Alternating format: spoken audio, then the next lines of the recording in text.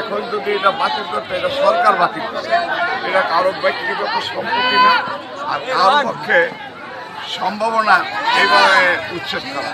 কারণ সরকার দিছে, সরকারি প্রতিষ্ঠান হচ্ছে, এটা সরকার বিরুদ্ধে। কিন্তু স্থানীয় কিছু শিক্ষক যারা বাড়ি ভোলা, ছাত্রদেরকে পড়াশোনা বাদ দেওয়া, ওনাদেরকে এই ছাত্রদেরকে অবুঝ বাচ্চাদেরকে লেলিয়ে দিয়ে এই সমস্ত কর্মকাণ্ড করছে, তীব্র নিন্দা জানাচ্ছে।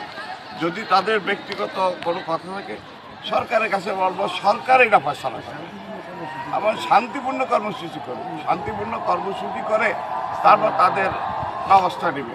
ইতিপূর্বে দেখেছি যে ঠিকাদার কাজ করে, প্রলোভন লিলিয়ে দিয়ে রড এবং বিভিন্ন সামগ্রী তারা নিয়ে বিভিন্ন জায়গায় বিক্রি করছে, সেটাও দেখেছি আমার সরকার।